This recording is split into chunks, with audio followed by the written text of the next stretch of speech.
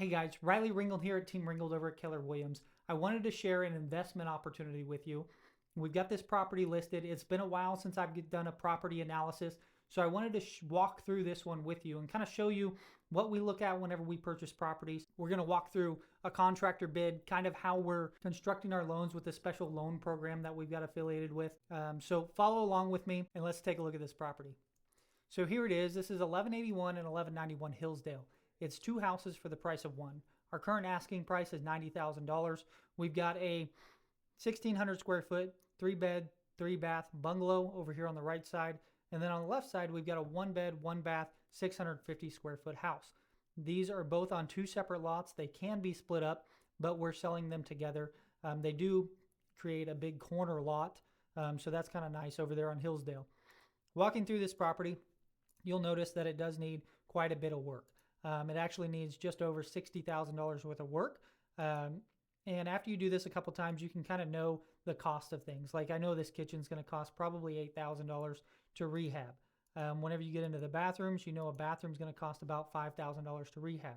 That's taking it down to, the bare sheetrock and starting new with a shower surround, maybe a tub, a new vanity, all of it. So once you get into it, one of the key factors when analyzing properties is getting a good value on what it's going to cost to rehab the property. If you're newer in the game, you do want to get affiliated with some sort of contractor that you can call on to get bids on property. So TNC Construction is my brother Tucker, and he walked through this property, and I just said, hey, look, if I was going to buy this and do it in the same condition we do all our other properties, what would it cost? And this is what he's got. You can see the breakdown there on the left-hand side. So he kind of breaks it down by room or by project. And this total rehab for both houses is $62,000, $62,200. So now that we've got an idea of how much it's going to cost to renovate this home, let's kind of jump into the numbers, and I'll tell you a little bit about how we're lending money to get these projects done.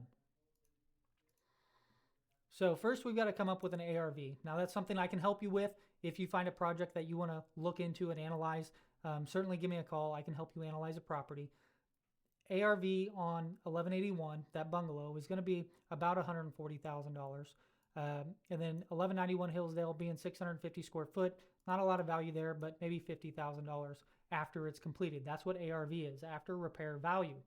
Now, the bank that we're working with will give you 80% of the ARV. So our ARV on both these properties is $190,000. 80% of that is $152,000. So what this bank will do is they'll give you the $90,000 for the purchase price, and then they'll give you a construction account with the rest of it in there. So $62,500 in there. Now, because this rehab is pretty extensive, you will probably have to pay for closing costs and maybe a little bit out of the repairs out of pocket. But for an investment property like this, that's not bad. Investing $4,000 or $5,000 for the kind of returns that we're going to get is pretty good. So let's jump into the property analysis. So here's 1181 Hillsdale. This is both the properties combined. So we've got a sales price of $152,000. Now that's not the actual sales price. Your sales price is going to be $90,000, but we've got to build a repair value in there. So $62,000 in there for the repair value. If we rent this bungalow for $1,200 and we rent the smaller house for $500, this is what the numbers look like. Our gross rents for the total unit, the total project, is going to be $1,700. And then here's all of our expenses that we take on monthly. You've got property management. I do have an 8% property management in here. You got property taxes, insurance, and then vacancy reserves and maintenance reserves.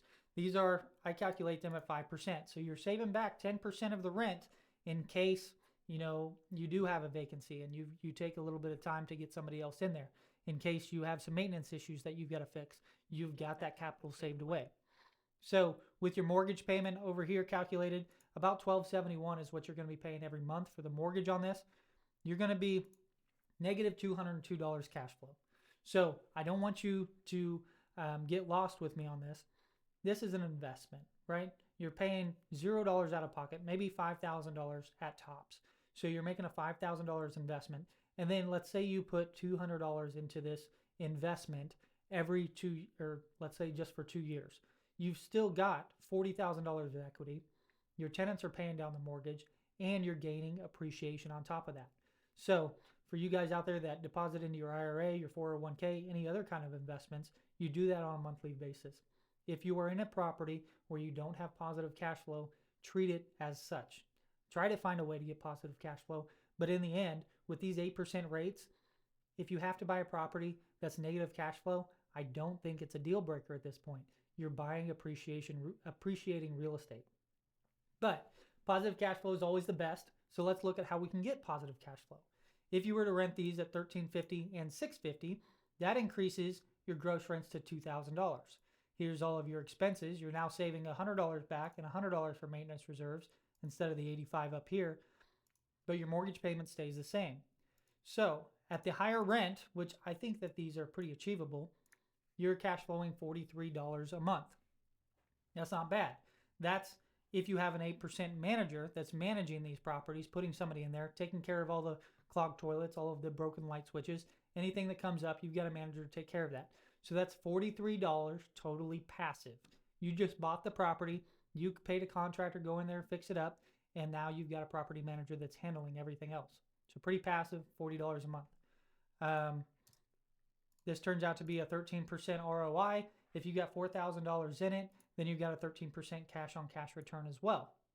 So how do we make this an even better deal? Let's say if you want more cash flow, say you just want to start building up your cash flow so that you can live off of your investments. Well, maybe that means you have to manage the properties yourself. So we've still got this rented at $1,350 and $650. We no longer have a management fee. And so you're now cash flowing $200 a month. Just by getting rid of your manager, you're saving yourself $150 a month. I think that's pretty good. Managing properties is something you should probably learn starting out, I would say, so that you can get an idea for, what it takes. Once you have a couple more properties, maybe if it's not enough, you don't have enough time on your plate with your other job or whatever you have going on, maybe you get a manager to handle some of that. But starting out, I think it's a good idea for you to manage your own properties. So let's say that you are pretty handy and you want to install the floors yourself, or you want to, your cousin's a roofer and you're going to get a good deal on roofing. Let's say somehow, some way you can save $20,000 on that repair bid. So instead of $62,000, you're going to repair it for $42,000. That means you only loan $42,000 from the bank for the rehab.